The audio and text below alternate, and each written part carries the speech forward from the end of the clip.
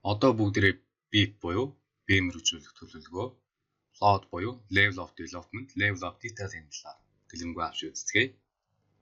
Эдгээр нь төсөл хэрэгжүүлэх процессын нэгэн хэсэг байгаа. Та бүхэн BIM төслийг хэрэгжүүлэхийн тулд эхлээд BIM ашиглалтыг тодорхойлох уулзалт зохион байгуулах хэрэгтэй. Энэ нь тухайн төсөлд хэрхэн BIM ашиглагыг тодорхойлох уулзалт юм. Ингийн тулд бүх талын төлөвлөлийг оролцуулах хэрэгтэй. Жишээ нь зураг төслийнхэн, гүйцэтгэгч, барилгын материал нийлүүлэгчид, захиалагч, ашиглалтын яал, барилгын менежмент гээд боломжит бүх оролцогчдыг оролцуулах нь тохиромжтой байгаа. Ингэснээр та бүхэн аль оролцогч ямар түвшинд BIM-ийг ашиглах боломжтой тодорхойлж, төслөө хэр хэмжээнд гүйцэтгэлийг тодорхойлоход илүү хялбар болох юм.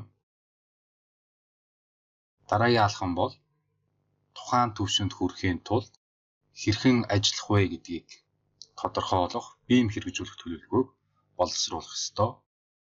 Энэ нь хэдийд хэнд ямар мэдээллүүд шаардлагатай вэ гэдгийг тодорхойлж, тухайн мэдээллүүдийг цаг алдалгүй төслийн багийн гишүүдэд гаргаж өгөхөд чиглэгдсэн байдаг. Уг төлөвлөгөөг хэрэгжүүлэхийн тулд төслийн уялдаа холбоог сайжруулах зорилгоор бид зайлшгүй LOD буюу Level of Development, Level of Details-ийг ашиглах шаардлага гардаг. Level of Development нь дотроо 5 хэсэгт хуваагддаг. Үүнд LOD 100 буюу Conceptual Design, LOD 200 буюу Preliminary Design, LOD 300 буюу Detail Design, LOD 400 буюу Construction Design, LOD 500 буюу As-Built Design. Conceptual Design та бүхэн нэлээд наривчсан төсөв гэж ойлгож болно. Ерөнхийдөө тухайн барилгын талбай дээр ямар хэмжээний барилгыг хэрхэн барих боломжтой вэ гэдэг хувилбаруудыг туршиж үзэх тохиромжтой байгаа. Бид BIM дэмжигч програмын тусламжтай төслөө наривчлан загварчлахгүйгээр ерөнхий хэлбэр загвар, функцийг тодорхойлсноор урьдчилсан анализ болоод төсвүүдийг тооцох боломжтой. Ингэснээр төслийнхөө санааг анхнаас нь зөв гаргах боломжтой болох юм. Харин LOD 200-ийн хувьд зураг төслийн багийн бүх хийх гишүүд бусадтайгаа зайлшгүй удаж ажиллах шаардлагатай үндсэн шийдлээ гаргах их загвар зураг буюу эскиз гэж ойлгож болно. Өөрөөр хэлбэл таны төлөвлөж байгаа шугам хоолой, кабелийн тавиур, бусад инженер, архитекторуудын эдл хүнтэй зөрчилдөж байна уу, хоорондоо огтлж гин үү, давтж гин үү гэдгийг шалгахад зориулагдсан байдаг. Харин LOD 300 тухайн зөрчлийг шийдсэний дараа наривчлсан дизайн хийхэд зориулагдсан байдаг. Өөрөөр хэлбэл та бүхэн слайд дээрээс тодорхой харж байгаа. LOD 200-ийн хувьд үндсэн магистрал шугамнуудыг зурсан бол LOD 300 дээр тэдгээрт шаардлагатай хаалт, тоног төхөөрөмжүүдийг байршуулсан байна. Ингэхдээ ерөнхий объектуудыг ихэвчлэн сонгож ашигладаг байгаа. Өөрөөр хэлбэл уг шатанд сонгож байгаа тоног төхөөрөмжүүд нь ямар ч барилгын материал үйлдвэрлэгчийн тоног төхөөрөмж байж болох үс хамгийн их хэмжээгээр сонгогддог.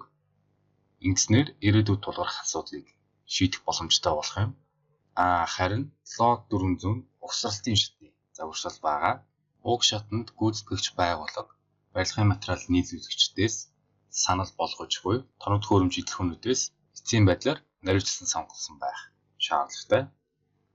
Харин LOD 500 As-Built Design буюу тухайн барилгыг бодит амьдрал дээр хэрхэн угсарсан байдлаар нь виртуал орчинд загварчлах процесс байгаа. Ингэснээр тухайн барилгын мэдээлэлтэй загварчлалын тусламжтай барилгын менежмент болон ашиглалтын албахан урсгал засвар болоод бусад зүйлсийг илүү наривчлалтай төлөвлөж хянах боломжтой болно гэдгийг анхаарах хэрэгтэй. Товчхондоо Level of Development нь төслийн багийн гишүүдийн уялдаа холбоог сайжруулахад зориулагдсан шийдэл буюу та бусдын төлөө хийж буй ажил гэж ойлгож болно. Харин Level of Detail нь та өөрийнхөө төлөө хийж буй ажил гэж ойлгож болно. Өөрөөр хэлбэл энэ нь эдлхүүний наривчлалыг удирдах боломжийг олгох ба танд өөрт хөнгөн байдлаар зорилттой шийдлийг гаргаж авахд туслах юм.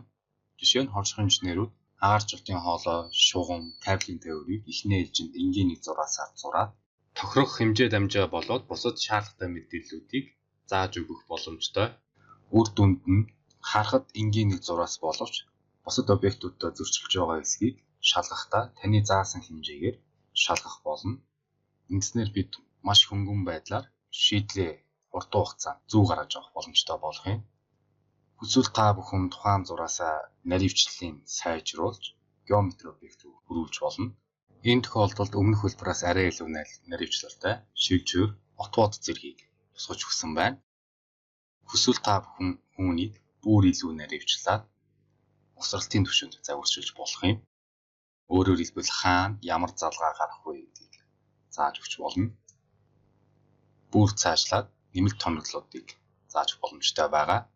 Эдгээр бүх график зураглалууд нь тодорхой хэмжээнд компьютерийн хүчин шаардлагыг нэмэгдүүлж байдаг учраас бусдад та хэрэгтэй мэдээлэл өгч байгаач компьютерийн хүчин чадал тааруулан хэр наривчлалтай ажиллах вэ гэдгийг шийдэхэд туслах юм. Жишээ нь таны харж буй суултур болон шугам хоолойнууд бодит геометриээр харагдаж байна. Энэ мэдээж цөөн тооны объектын хувьд ачаалал нь бага. Томоохон төслийн хувьд байнга геометриээр харах нь хүнд байж болох юм. Энэ тохиолдолд бүгдээрээ level of detail-ын тусламжтай зөвхөн өөрт шаардлагатай хоёр хэмжээс төслүүдийг ашиглаж ажиллах боломжтой юм аа.